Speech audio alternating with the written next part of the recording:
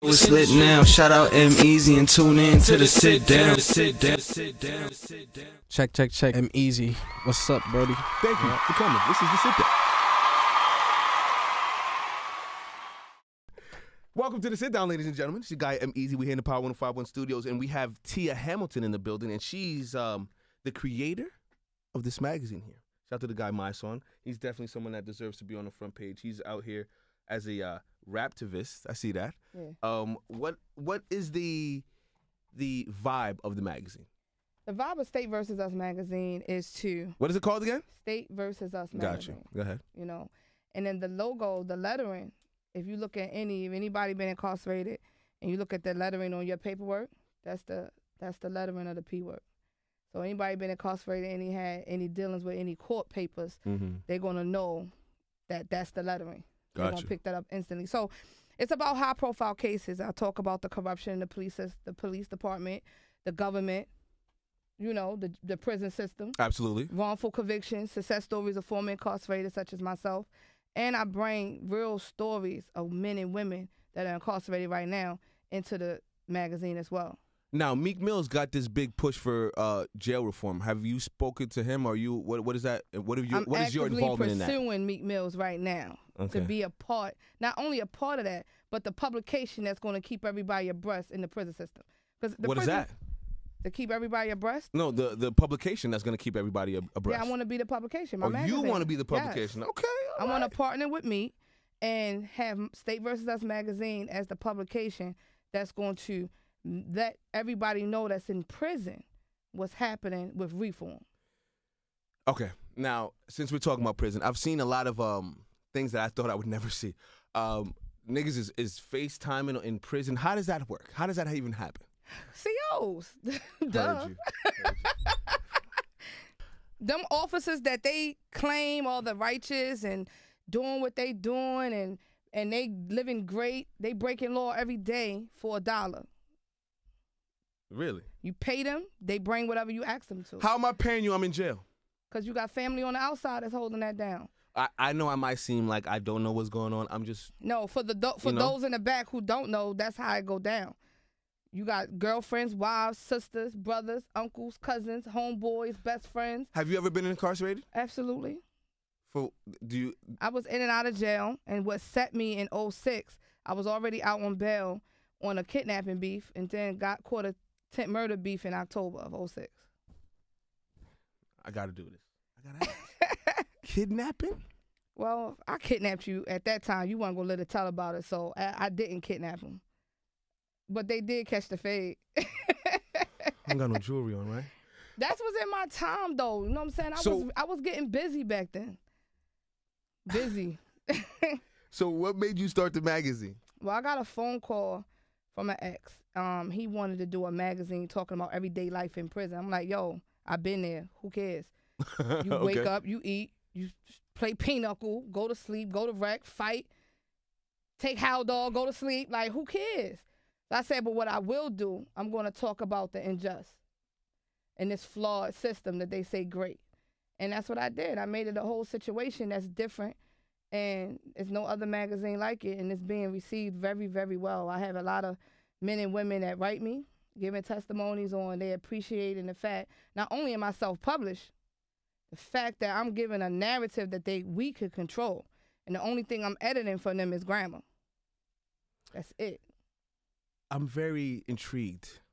You should. I love black-owned business, and this is one of these black-owned business that are doing it for themselves. And you're hitting a niche of people that have been forgotten about. Absolutely. So it makes a great sense for you to do what you're doing. How far or how big do you want this to be? As big as it could take it, as I could take it. Right now, I just celebrated 1 year Tuesday. 1 year Tuesday of the first issue. I don't know if you have it in here, but I sent it to you. It has me on the cover. I was on the cover of my first issue. Yes, I graced the cover. I got it. So you'll see my story in that issue. So it's been a year since that dropped. The third issue comes out next week. That begins the series of the double covers. Lunel, the comedian, the bad girl comedy. Old head Lunel. Yes, she's doing. She's actually, on the cover. She will be doing the April Fool's Comedy Jam in April. Nice. Next week.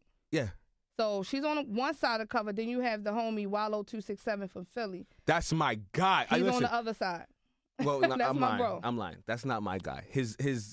I don't know if that's his brother or his cousin. Gilly? Gilly's my guy. That's Yeah, his cousin. Gilly's my guy. I used to do radio in Philly. I fuck with Philly hard body. And I'm a person like, I love the tri-state area. I love Right. New York. I love New Jersey. But if there's anywhere else I would move, Right. it would be Philly. Right. Shout to Wallow. Shout to Gilly the Kid Yeah, and all Wallow, that. he pretty dope, and his story is very interesting and dope as well. So that's why Wallow, you know, I want all dope people, you know, people who genuinely out here fighting for this fight like me. You know what I mean? Oh, no, listen. Again, going to my guy Diz, we on the ride in, I like to champion the underdog. Right. Because I believe those that are on top will be on the bottom, and those on bottom will be on top one way or another. Facts. And I like to help those people that are on the bottom get to the top. With your platform and everything you're doing with the magazine, how are some of the ways you're reaching out to different people for them to be aware of what's going on? Well, social media, I just did 3 weeks ago. I was at Columbia University. I spoke to their law students. Columbia University. Okay. I spoke to their law students. I also spoke to 10 public defenders in the Bronx the other day.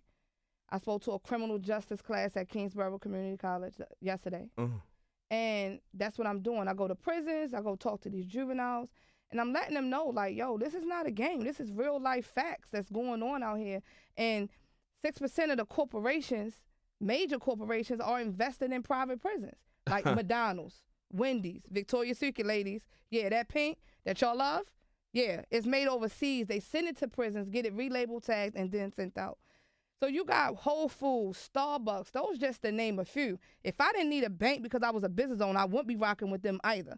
So let's just be clear. Oh, you just dropped the jewel right there. So Yeah. who else? Give me some other names that are businesses. BP, Exxon gas station, I could go on. It's 50 major corporations that's rocking out, investing in private prisons, and private prisons are the unsafer jails.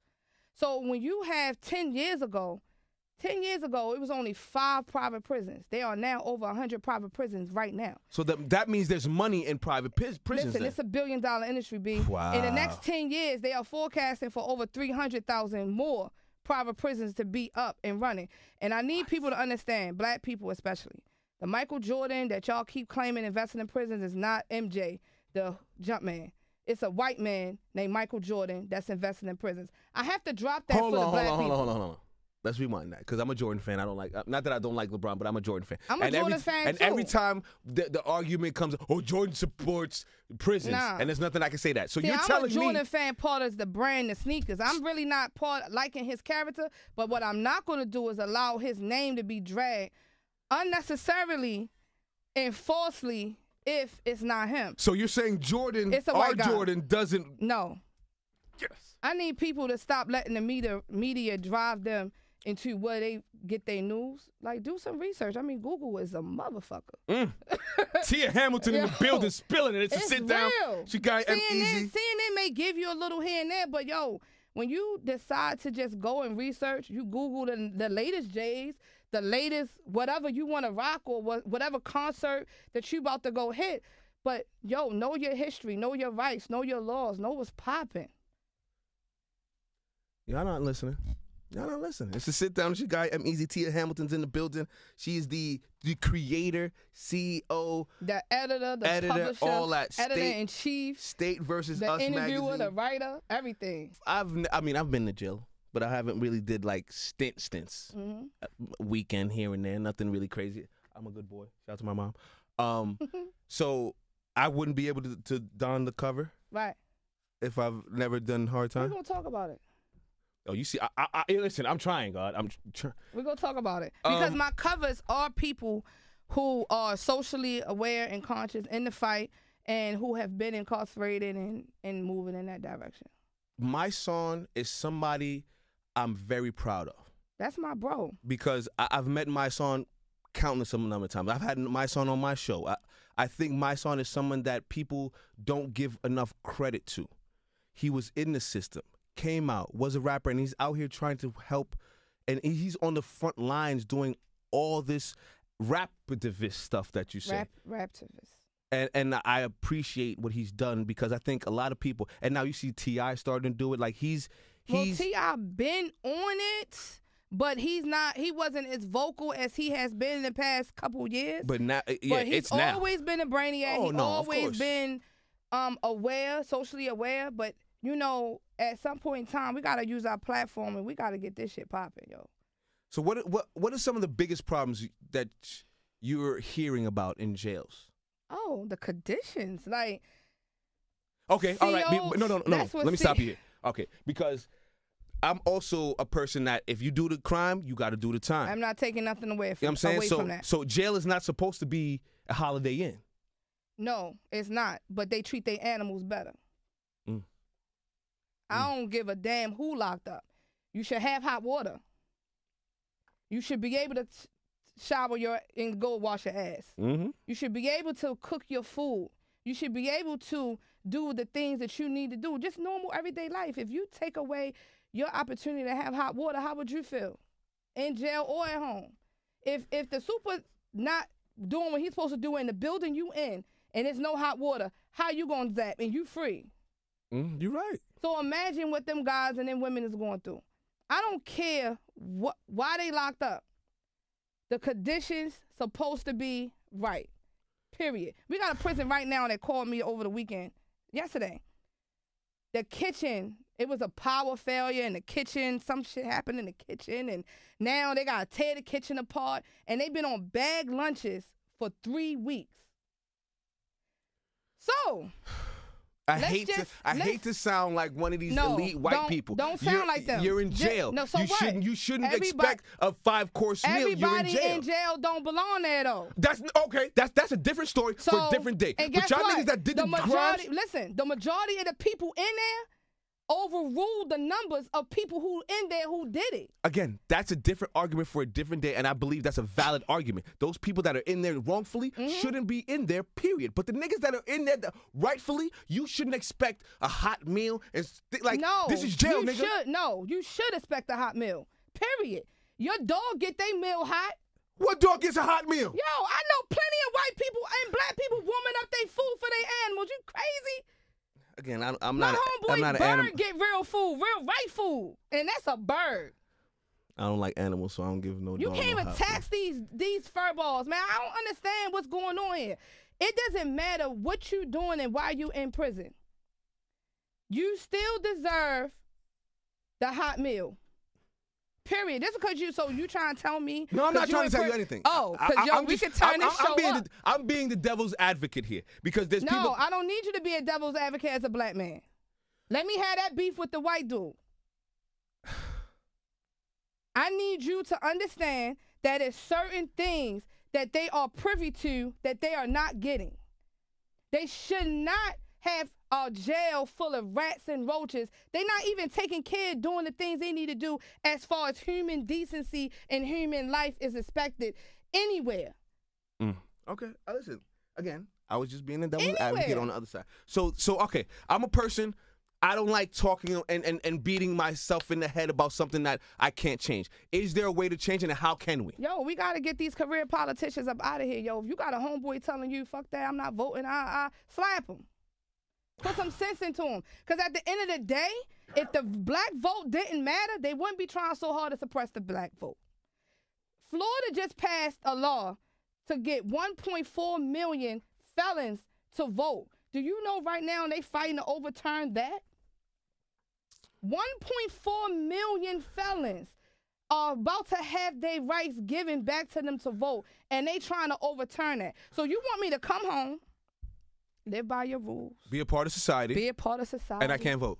And you don't want me to have a say-so on whether or not you, and you a person who never lived in my hood, walked in my hood, spent the night in my hood, dealt with a chick in my hood, and you want to tell me what my hood needs.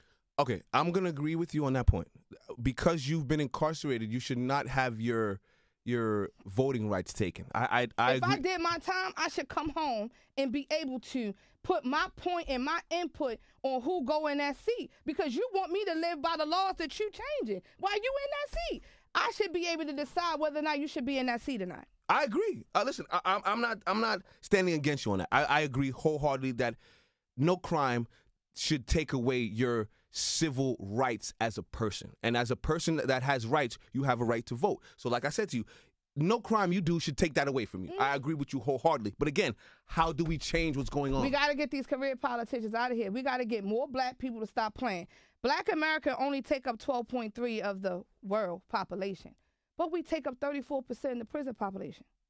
So we got to get these laws in place. We got to get these career politicians out, get politicians in there like myself, my son. Not saying we need to be in there, but those like us in mind and how we think, and get them in mass incarceration policies in place and get these laws switched up and change it. People got to stop being scared. You can't be a part of this and scared. You got to be able to be willing to die for this.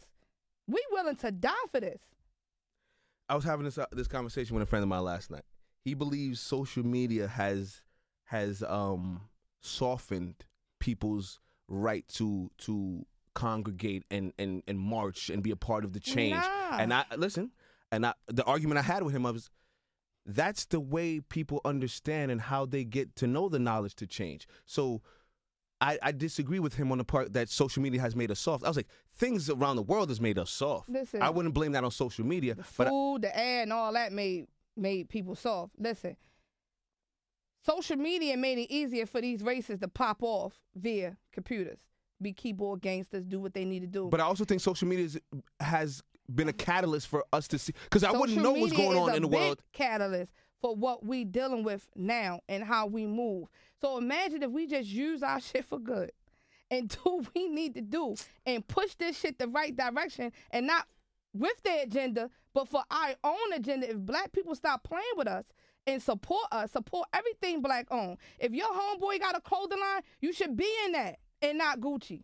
If he got a pair of sneakers he trying to escalate, you should be in that and not Yeezys. I'm not rocking with Kanye.